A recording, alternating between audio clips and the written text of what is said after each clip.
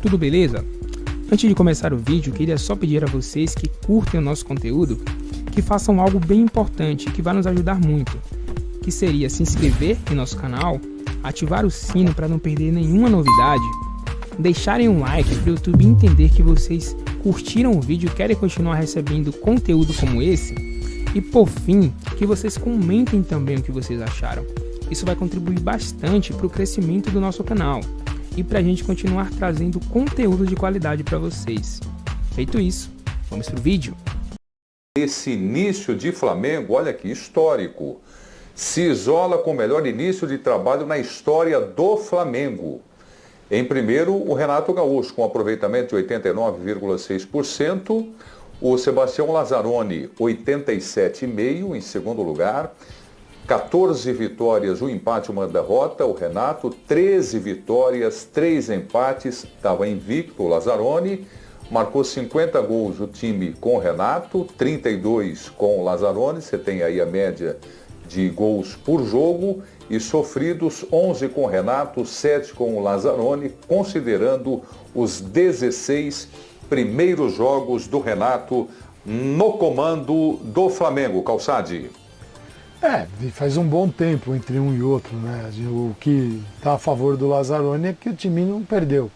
Do Renato é que venceu mais.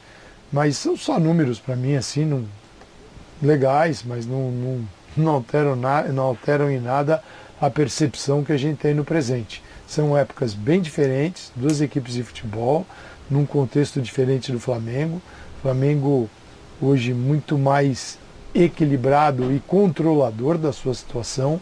O Flamengo hoje ele tem a gestão do seu futuro. Se tudo permanecer do jeito que está, permanecer bem, logo tem aí, tomara, né, o fim dessa loucura toda que a gente está vivendo, e o público poderá voltar em 100% ao Maracanã. Então aí o Flamengo tem novas fontes de receitas e a máquina começa a rodar numa outra velocidade, como vinha acontecendo antes de tudo ser paralisado. Então acho bacana para o Renato, mas tem muita coisa para acontecer ainda, né? Ele precisa colocar títulos nessa história aí que a gente acabou de ver. Então ele tem Copa do Brasil, está bem na fita, Libertadores, ele tem tudo para estar na final da Libertadores da América, ele tem elenco para isso, e o Campeonato Brasileiro também está competindo com o Atlético. O Atlético ainda não ganhou. O Atlético tem uma vantagem que é maior porque o Flamengo tem 2 jogos a menos, mas vamos ver como o Flamengo se sai. Tem que ganhar do Grêmio no domingo. E depois, isso se tiver rodada, se não tiver cancelamento de rodada, porque também tem essas coisas todas aí. E o Renato sabe que para ganhar 2 desses títulos, mesmo que seja um apenas, ele vai ter que contar com times como o de hoje. O time do Flamengo de hoje, ele mostra muito do que vem pela frente. Porque contar com aqueles 11 que todo mundo sabe em todos os jogos é loucura. É loucura. O que o Jorge Jesus fez enquanto esteve à frente do Flamengo foi exceção. Não pode ser visto como regra. O Jorge Jesus forçou demais alguns jogadores. Ele foi no limite. No limite. E a gente sabe como é que foi a vitória do Flamengo na Libertadores. Ali o Gabigol tirando sabe-se lá de onde, operando milagre. Então, não dá para ter só 11 e ou um 12º, 13º jogador.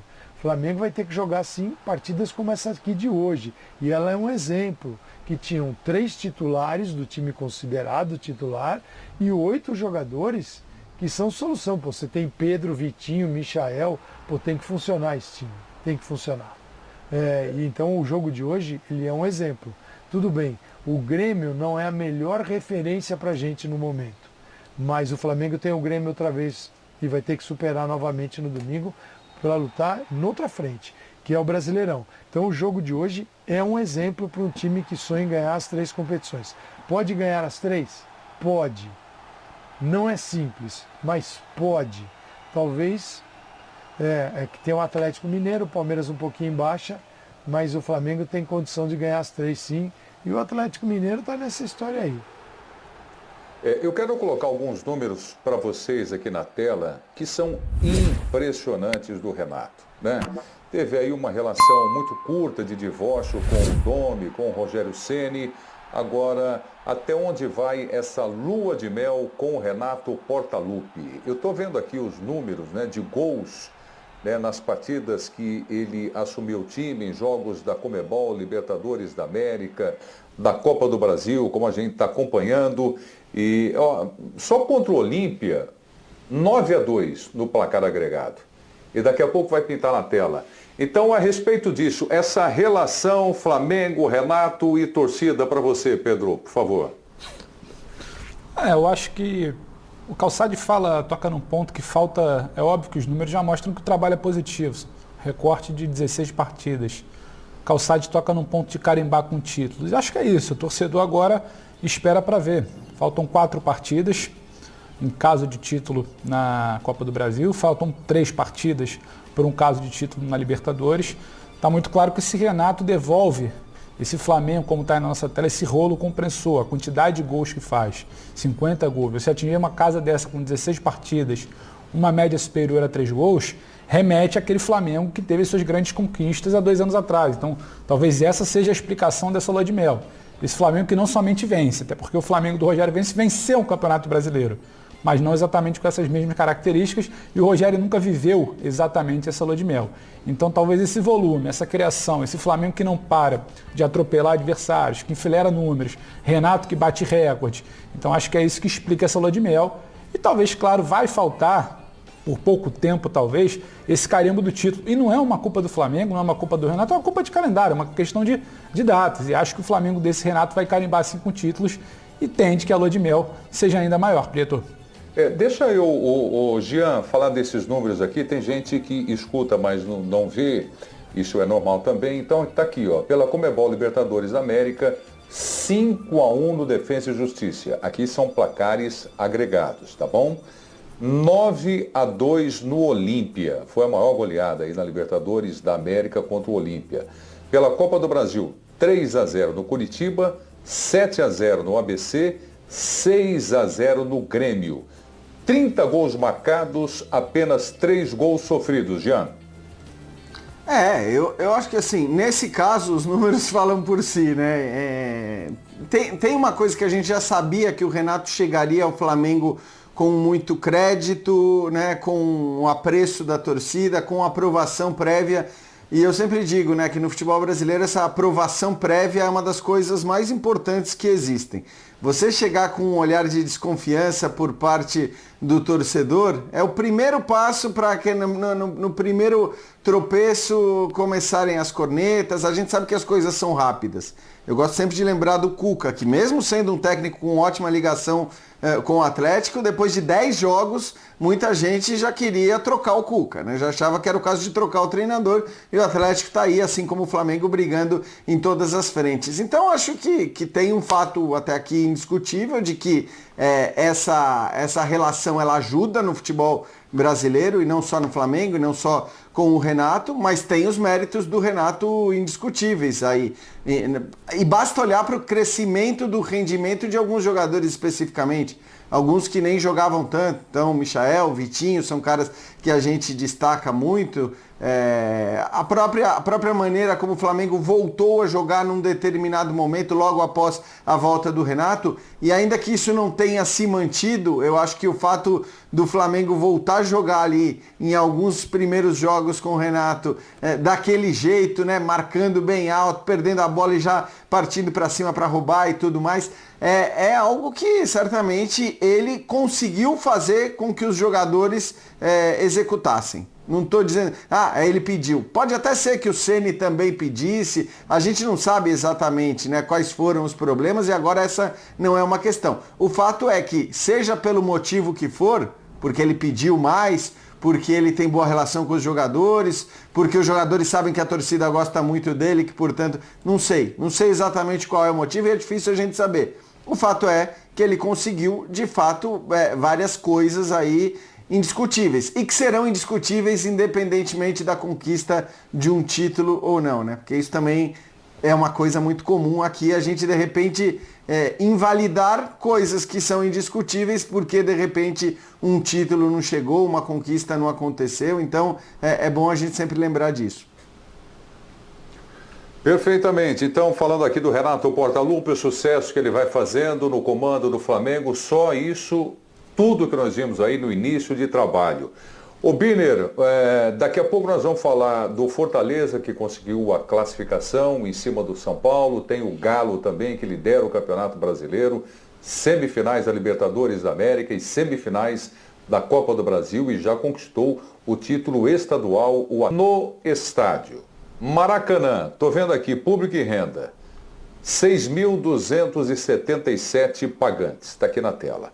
R$ 794.095 e presentes 6.446 espectadores.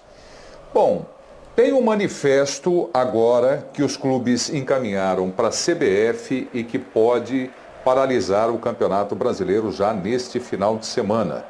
Um manifesto aí assinado por 17 clubes, exceto o Atlético Mineiro, o Cuiabá e, evidentemente, o Flamengo. Então, mais uma confusão aqui em torno dessa questão de liberar público ali na cidade do Rio de Janeiro, onde estão os torcedores, seguindo aí protocolos também para o Maracanã, mas que cria uma questão complicada aí para o Campeonato Brasileiro e com as outras 17 agremiações, né, Biner? Eu acho que é só mais uma, viu, Preto? Eu não vou supervalorizar isso. Para mim, o problema do público é uma questão sanitária. E todo mundo sabe, eu sou contra a presença de público nesse momento em qualquer estádio. Eu também seria contra a abertura de vários outros setores que estão abertos da nossa sociedade. Acho que alguns podem sim ser abertos. Eu escuto muito o que os cientistas dizem. Eu não tenho uma opinião assim formada com algo que eu simplesmente acho, ou porque me convém, ou porque não me convém. Então, eu vejo, por exemplo, na Inglaterra, cientistas temem, por exemplo, que haja problema sério por causa da variante Delta, né? E fazem algumas recomendações para o governo britânico fecharem coisas que estão abertas, para se evitar isso antes que aconteça. E ali a vacinação está muito mais avançada do que aqui. Tem mais gente com segunda dose do que temos aqui no Brasil. Então eu sou contra. Do ponto de vista esportivo, é uma coisa que eu já disse e vou ter que repetir. É óbvio que o time que tem torcida no estádio tem vantagem em relação ao time que não tem a sua torcida no estádio. Isso é uma coisa muito óbvia. Eu não vou desprezar, por exemplo, a força da torcida do Flamengo, do Atlético, nem a do Cuiabá, que é muito menor. Eles podem ajudar muito mais do que um estádio vazio num jogo de futebol. Só que aqui no Brasil, volto a repetir, um lance que um gol que é invalidado num jogo por suposta participação do jogador, no outro não é invalidado. Um clube cumpre as regras como deve na parte financeira, paga seu salário em dia, contrata quem pode, o outro joga com quem não tem condição de pagar, né? De repente, um clube oferece um gramado bom para um time e o outro não joga quando vai jogar no campo desse mesmo adversário, o gramado está em péssimas condições. Um time cede jogadores para a seleção brasileira, perde pontos durante o campeonato por causa disso, e o outro não perde, jogando o mesmo campeonato porque não cedeu jogadores. Ele está punindo quem foi mais competente, quem conseguiu contratar melhor, cuidar melhor das suas contas e tudo mais. Então, é mais um detalhe, sob o ponto de vista esportivo, dentro do que, na verdade, é o futebol brasileiro. Essa bagunça enorme, essa coisa sem credibilidade, em que o torcedor sempre desconfia. Sempre tem alguma coisinha por trás. O torcedor sempre pensa isso e não deve ser por acaso. Não que tenha sempre, mas é porque essas disparidades, nem critério de arbitragem a gente tem exatamente, VAR descalibrado. Então, é um detalhe para mim, Preto, do ponto de vista esportivo. Do ponto de vista sanitário, acho um risco, mas também, se for um público reduzido, como foi hoje, todos deveriam ter direito, obviamente, não só um clube. Mas se for um público muito reduzido, como foi hoje, se todos estiverem com 2 doses de vacina, se todos comprovarem isso com documentos legais, não, obviamente, darem seu jeitinho, se usarem uma máscara como tem que ser usada, a máscara que funcione, não qualquer máscara, né? Uma PFF2, por exemplo, se mantiverem a distância, eu não seria contra. Mas é que futebol é difícil, né? Faz o gol, se abraça, torce, se perde um pouco a razão. Vai-se ao estádio para isso, não vai-se ao estádio para ficar pensando em tudo que você pode fazer, apesar da UEFA adorar isso, né? Com o padrão FIFA, o cara sentado ali. Podem falar do que fizeram a proibição dos 3 pássaros, né, no símbolo do Ajax, essas coisas que pertencem ao futebol pasteurizado de hoje. Mas então eu acho difícil que funcione. Mas se fosse desse jeito, até tudo bem. Sou contra no geral, Prieto. Para mim é mais fácil não ter. Ok. Ô Jean, agora tem um detalhe, hein, Jean? Aumenta a rivalidade que já existe entre os clubes, tem aí o desentendimento. É o Flamengo contra todo mundo, tem essa liminar para ter público no estádio, mas é algo que não foi acordado junto à CBF pelo Campeonato Brasileiro, Jean. Pois é, Prieto, acho que a questão não é nem ser acordado junto à CBF, né? Quando o Flamengo fala que a CBF não tem que decidir isso, acho até que ele tem razão, mas a questão é outra, a questão é que os clubes teriam combinado entre si que não era para voltar um enquanto o outro não voltasse. A gente sabe, né, que eu acho até normal que num país como o Brasil as coisas, você tenha um estado com um estágio mais avançado da pandemia, outro menos, então nem acho absurdo que você tenha num país continental diferentes graus de liberação, mas se havia um acordo ali entre os clubes para que quando um voltassem todos e portanto precisaria estar todo mundo apto a voltar, e não estou nem entrando no papo, eu não vou entrar mais no papo da Covid, porque infelizmente nós estamos há quase 2 anos falando sobre isso, não estou dizendo que o Rio de Janeiro está em condições de receber jogo, mas esses papos, sinceramente, infelizmente, eu já não acho que vale mais a pena a gente tratar, quer dizer, até vale, ainda bem que o Birner falou, mas eu sinceramente não tenho mais muita paciência, porque também a gente fala em vão. Em relação a essa disputa, Prieto, eu acho o seguinte, é claro que na hora que os clubes se juntam, todos os outros, e dizem, a gente não vai entrar em campo se tiver torcida no jogo do Flamengo contra o Grêmio no final de semana. Eu acho que, do ponto de vista da punição desportiva, vai ficar muito difícil qualquer punição. Tudo bem, você vai punir todo mundo, ou se não é todo mundo além do Flamengo, você vai punir todo mundo além do Flamengo, do Atlético e do Cuiabá, e aí? Vai disputar o título brasileiro com um triangular, né, como fariam provavelmente Juventus, Barcelona e Real Madrid na Superliga? Então eu acho que essa questão os clubes nem deveriam temer para não entrar em campo no fim de semana, caso esse fosse o problema. Mas tem um outro problema aí, né? E aí esse pega para todo mundo, que é você não entrar em campo e de repente não receber o dinheiro da televisão. Então, assim, a ameaça de não jogar, né, ou ter que pagar uma multa para a televisão, para quem tem os direitos e tudo mais. Então, eu acho que, assim, essa ameaça de não jogar, caso o Flamengo tenha torcida no Campeonato Brasileiro no final de semana, eu não sei se eu acredito muito, assim, se eu acredito que eles vão até o final nessa. De fato, acho que, assim, aquilo que a gente sempre fala, a união dos clubes, ela é essencial, ela seria essencial pro futebol brasileiro, não olhando para X, Y ou Z. Mas é aquela história, cada hora um tá olhando só para o seu umbigo. É o que acontece em geral, esse é o padrão, e eu, sinceramente, cada vez tô ficando velho, tô ficando chato e tô ficando... vá. Não. Já faz um tempo, eu sei disso. Eu tenho a plena consciência, vida. Mas eu, assim... Mas segue bonitão. De não acreditar muito mais nas coisas e em certas melhoras. Ainda bem que temos aqui o Pedro Ivo, que está aí com um gás renovado, sorridente, com ânimo e certamente acreditando que sim, as coisas vão melhorar. Não é isso, Pedro? Só Pedro, antes de você, Pedro, diga, porque você Pedro, sempre tem informações, deixa eu só esclarecer uma coisa aqui, e você bem objetivo. Para você, torcedor do Flamengo, que pensa em comprar ingresso e quer assistir o jogo do Flamengo, você está no seu direito. Se está liberado na cidade do Rio de Janeiro, é um direito que você tem. O que eu quero discutir aqui agora, e Pedro, e vou passar a palavra para você, é essa questão do campeonato, dos 20 clubes da Série A. Se tem rodada no final de semana. Por isso que eu estou deixando isso bem claro. O torcedor está aqui no Twitter, poxa, para trabalhar eu posso sair, o jogo... Pode, se está liberado, tem a liminar, está autorizado, e se tiver o jogo, você está no seu direito de fazer o que você quiser, de assistir o jogo. O que eu quero aqui do Pedro agora é saber, vai ter a rodada no Campeonato Brasileiro, Pedro? Prieto, Vai ter jogo? Oi, Jean. Você me permite só mandar um recado para o nosso querido Juca Kfouri, que está nos assistindo, e falou que ele só ficou assim aos 70. Eu entendo, mas acho que, assim como tantas outras coisas, Juca, esses processos vão se antecipando, né? São tantos processos que se antecipam nos ciclos de vida, e para mim a chatice chegou aos quase 50, tá? E um beijo para você. É que com 50 ele não viveu pandemia, foi isso. Diga, Pedro. Pedro, um beijo pro Juca, um beijo pro Jean também. Há quem diga por aí que o Jean tem ficado melhor com o passar do tempo, hein? Vamos lá, mas eu não vou debater isso aqui agora.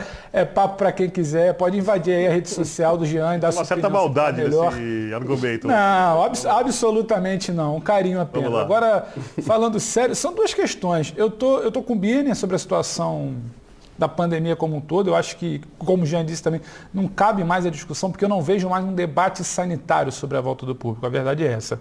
Eu acredito sim, que em muitos setores da sociedade a volta está sendo gradual com o avanço da vacinação. É momento de começar a debater a volta do público. Não vejo problema. Só que, Prieto, você toca na situação dos clubes. E é isso que me incomoda tanto quanto reduzir a situação ao debate sanitário, que não é mais sanitário. E o debate dos clubes é um debate de picuinha.